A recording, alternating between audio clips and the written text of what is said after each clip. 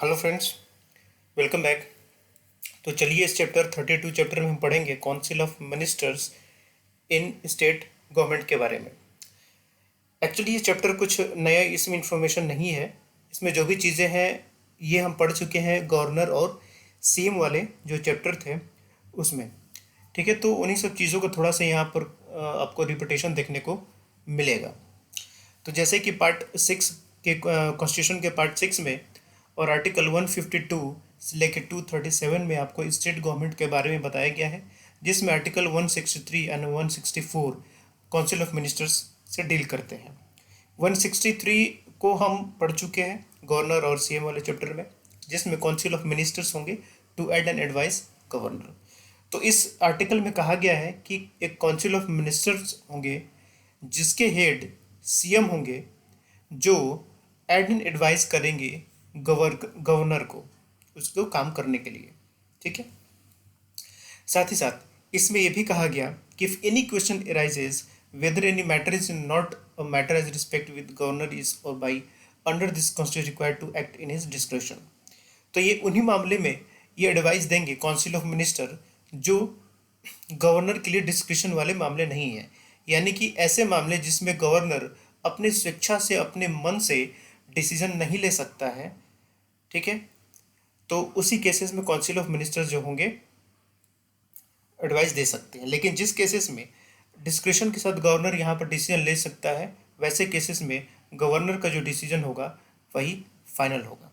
ठीक है, तो गवर्नर ने क्या अपने डिस्क्रिप्शन से डिसीजन लिया, इस चीज़ को किसी भी ग्राउंड पर कोर्ट में हम चैलेंज नहीं कर सकते।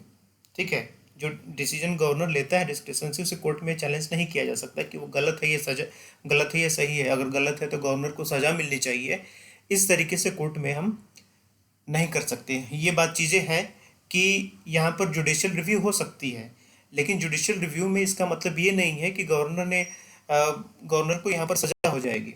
ठीक है, साथ ही साथ यहाँ पर ये भी देखिएगा कि ये जो काउंसिल ऑफ मिनिस्टर होते हैं, ये जो काउंसिल ऑफ मिनिस्टर्स होते हैं, ये जो एडवाइस करते हैं गवर्नर को, तो उन्होंने क्या एडवाइस दिया, इस चीज़ को भी किसी कोर्ट में चैलेंज नहीं किया जा सकता।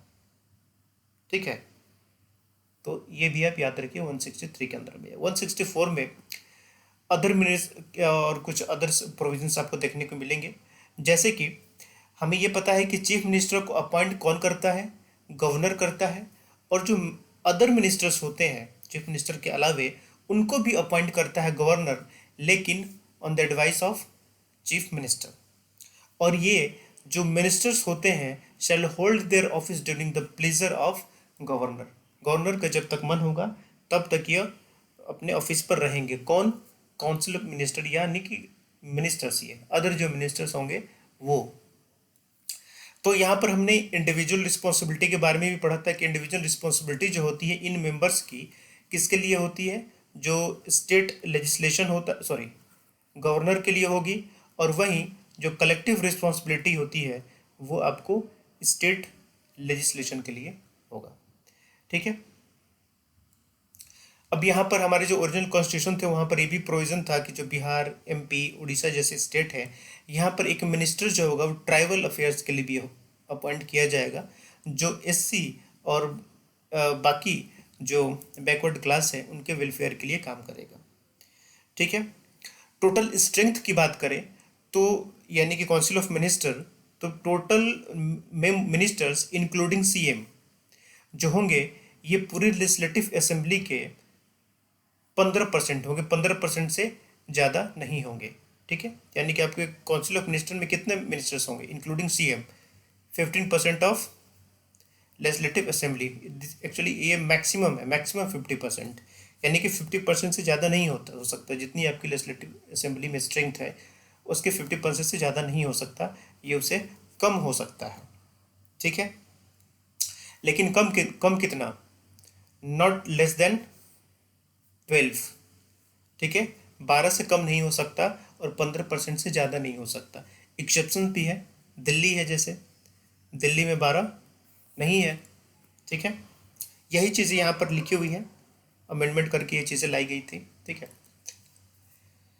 इसके बाद A member of legislative assembly or of state or either house of the legislature of the state having legislative council belonging to any party who is disqualified for being a member of that house under the paragraph or 2 of second schedule। ठीक है, इसमें यह कहा गया कि वैसा कोई व्यक्ति जो टेंथ शेड्यूल मतलब टेंथ शेड्यूल में डिस्क्वालिफिकेशन होता है, वो किस लिए होता है, ठीक है, ये आप बताइएगा। ये मैं अभी यहाँ पे नहीं बताऊंगा। टेंथ शेड्यूल में जो डिस्क्वालिफिकेशन होता है वो किस बेसिस पर होता है, ठीक है। तो यहाँ से जो डिस्क्वालिफिकेशन होता है तो डिस्क्वालिफाइड जो मेंबर है उनको मिनिस्टर नहीं बनाया जा सकता, क्योंकि यहाँ पर ये भी होता है ना कि आप 6 महीने के लिए मेंबर बना सकते हैं, उनको 6 महीने में चुन के आना पड़ेगा। मिनिस्टर बना सकते हैं लेकिन 6 महीने के अंदर उन्हें चुन के आना पड़ेगा। तो ऐसे डिस्क्वालिफाइड मेंबर को आप मेंबर नहीं बना सकते इवन कि उन्हें 6 महीने के लिए चुन के आना हो, ठीक है।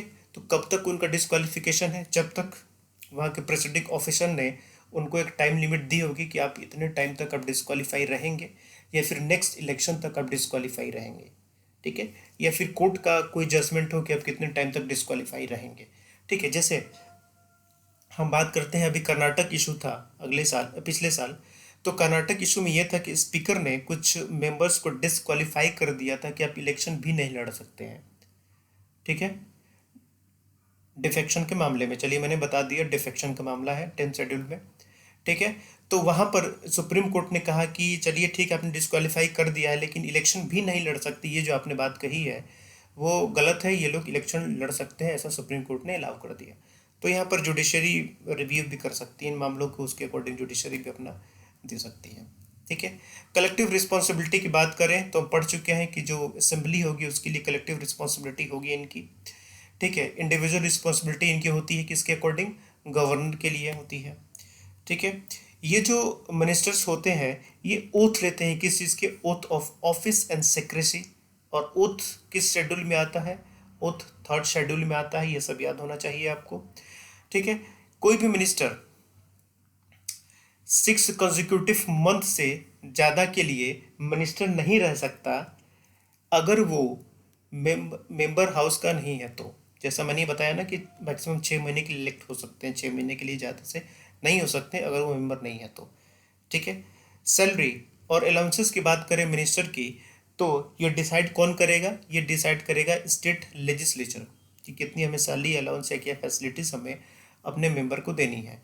तो सैलरीज वगैरह किस चीज़ में मिलती हैं, सैलरीज वगैरह आपको 2nd शेड्यूल में मिलेगा, ठीक है। 2nd शेड्यूल में सैलरीज अलाउंस मिलती है, 3rd शेड्यूल में आपको ओथ मिलता है, ओथ वगैरह का डिस्कशन वहाँ पर किया गया है, ठीक है। इसके अलावा कुछ और इन्फॉर्मेशन अलग से, president of India does not have existence without the council of minister but governor has at the time of president rule.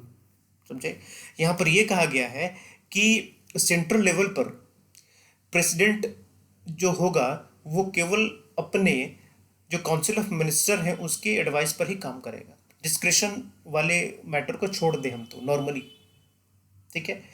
तो अब वहाँ पर मान लीजिए कि लोकसभा अगर भंग हो जाती है, डिसॉल्व हो जाती है, तो फिर प्रेसिडेंट कैसे काम करेगा।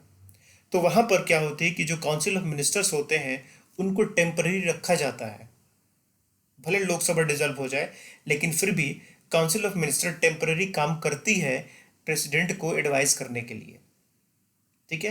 यानी कि नॉर्मल कंडीशन में प्रेसिडेंट बिना काउंसिल ऑफ मिनिस्टर के काम नहीं कर सकता, डिस्क्रिशन को छोड़ के। गवर्नर की बात करें तो यहाँ पर गवर्नर के लिए ये मैंडेटरी नहीं है, जैसे प्रेसिडेंट रूल में क्या होता है, प्रेसिडेंट रूल में जो स्टेट गवर्नमेंट है वो या तो सस्पेंड हो जाती है, डिसमिस हो जाती है, तो यहाँ पर गवर्नर बिना उन काउंसिल ऑफ मिनिस्टर के एडवाइस के भी काम कर सकता है। तो यहाँ पर गवर्नर को एडवाइस कौन करता है, गवर्नर को यहाँ पर एडवाइस वो अथॉरिटी करती है जिसको प्रेसिडेंट ने अपॉइंट किया है, और मेनली वो स्टेट का कैबिनेट सेक्रेटरी होता है, ठीक है। तो गवर्नर बिना काउंसिल ऑफ मिनिस्टर के काम कर सकता है लेकिन प्रेसिडेंट नॉर्मल कंडीशन में बिना काउंसिल ऑफ मिनिस्टर के काम नहीं कर सकता, एक डिफरेंस याद रखिएगा आप। पूरे स्ट्रेंथ की बात की गई काउंसिल ऑफ मिनिस्टर के, तो मिनिमम 12 और मैक्सिमम 15% से ज़्यादा काउंसिल ऑफ मिनिस्टर्स में नहीं हो सकते हैं, ओथ जो ये लेते हैं, कभी कभी ओथ से भी क्वेश्चन आते हैं कि बताइए कि कौन सी अथॉरिटी किस तरीके का ओथ लेती है। तो यहाँ पर oath of office and oath of secrecy की बात आती है यहाँ पर। ठीक है। साथ ही साथ गवर्नर अगर अपने डिस्क्रिशनरी पावर की यूज़ करते हैं, तो अपने डिस्क्रिशनरी पावर की यूज़ करते समय उन्होंने कोई डिसीजन लिया है, तो उस डिसीजन की वैलिडिटी को किसी कोर्ट में हम चैलेंज नहीं कर सकते। ठीक है। साथ ही साथ काउंसिल ऑफ मिनिस्टर ने जो एडवाइस दिया है गवर्नर को, उस एडवाइस को भी हम किसी कोर्ट में चैलेंज नहीं कर सकते। ठीक है। तो ये कुछ इंपॉर्टेंट चीज़ें आप याद रखिएगा। तो ये हमारा काउंसिल ऑफ मिनिस्टर, इसमें कुछ नया नहीं है, जो हमने पहले पढ़ा हुआ है वही सारी चीज़ें है इसमें। ठीक है, चलिए मिलते हैं नेक्स्ट चैप्टर में। Thank you, best of luck.